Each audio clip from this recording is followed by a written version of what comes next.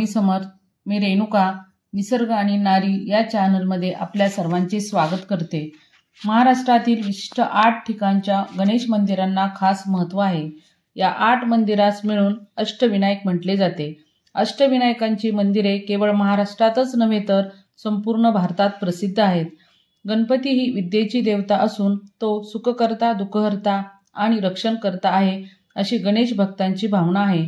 ज्या ठिकाणी स्वयंभू प्राचीनतम मूर्ती सापडल्या अशा स्थळांना विशेष महत्त्व प्राप्त झाले। याच मंदिरांना अष्टविनायकांची मंदिरे समजली जातात। अष्टविनायकापैकी पहिला गणपती मोरगावचा मयुरेश्वर आहे। तर आज आपण या व्हिडिओत मोरगावच्या मयुरेश्वर मंदिराचे प्राचीन महत्त्व जाणून घेणार आहोत। अष्टविनायक यात्रा आपण सर्वच जण करतो, परंतु प्रत्येक मंदिराचे प्राचीन महत्त्व आपल्याला माहीत नसते। त्यासाठी केलेला हा छोटासा प्रयत्न। हा व्हिडिओ तुम्ही स्किप न करता पूर्ण ऐकला तर याचे महत्त्व तुम्हाला नक्कीच कळेल। चॅनलला तुम्ही अजून सबस्क्राईब केले नसेल तर सबस्क्राईब करा। थोर गणेश भक्त श्री मोरया गोसावी महाराज यांनी श्री मयुरेश्वराची खूप भक्ती केली होती। त्यामुळे गणपतीने मोरया गोसावींना भविष्यात माझ्या नावापुढे लोक तुझे नाव घेऊन जयघोष करतील असा आशीर्वाद दिला आणि तेव्हापासून मंगलमूर्ती मोरया हा जयघोष प्रचलित झाला असे म्हटले जाते। श्री मयुरेश्वर गणेशाचे स्वयंभू व आद्यस्थान आहे। प्रत्येक घरात म्हटली जाणारी सुखकर्ता दुःखहर्ता ही आरती श्री समर्थ रामदास स्वामींना याच मंदिरात स्फुरली असे म्हटले जाते। पुण्यापासून 55 किलोमीटर अंतरावर असलेल्या पुणे जिल्ह्याच्या बारामती तालुक्यातील मोरगाव या गावी कऱ्हा नदीच्या काठावर श्री मयुरेश्वर मंदिर स्थित आहे। या परिसराला भूस्वनंदा या नावाने सुद्धा ओळखले जाते। मोरगाव याचा शब्दशः अर्थ मोरांचे गाव असा आहे। कोणे एकेकाळी या गावाचा आकार हा मोराप्रमाणे तर होताच, शिवाय येथे भरपूर प्रमाणात मोरांची वस्ती होती, म्हणून या गावाला मोरगाव म्हटले जाते। अष्टविनायक तीर्थयात्रेची सुरुवात ही या मंदिराच्या दर्शनाने केली जाते।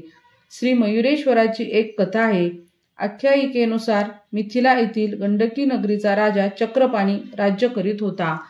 तो आणि त्याची राणी उग्रा हे मूल नसल्यामुळे दुःखी होते।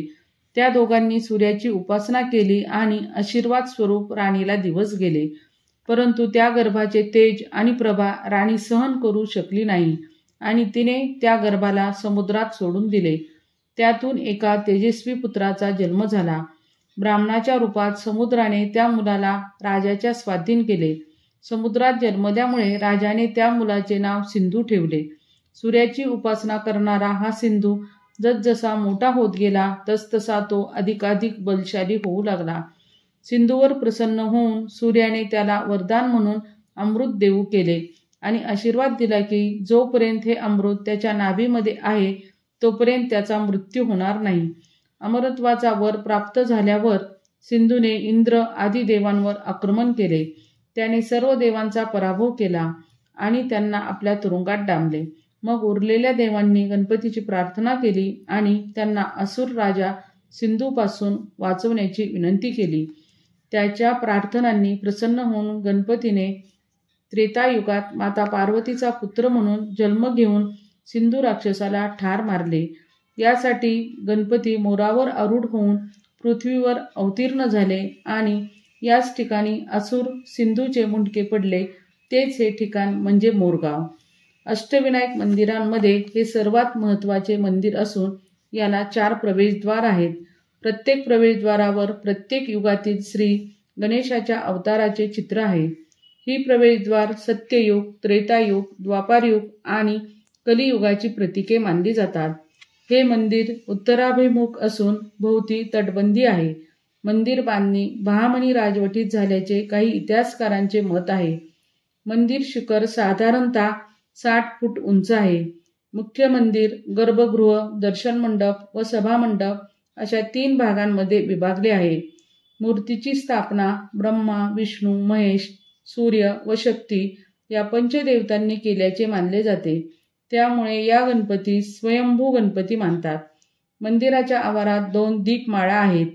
मंदिरात प्रवेश करताच 6 फूट उंच दगडी उंदीर आणि भल्या मोठ्या नंदीचे दर्शन होते।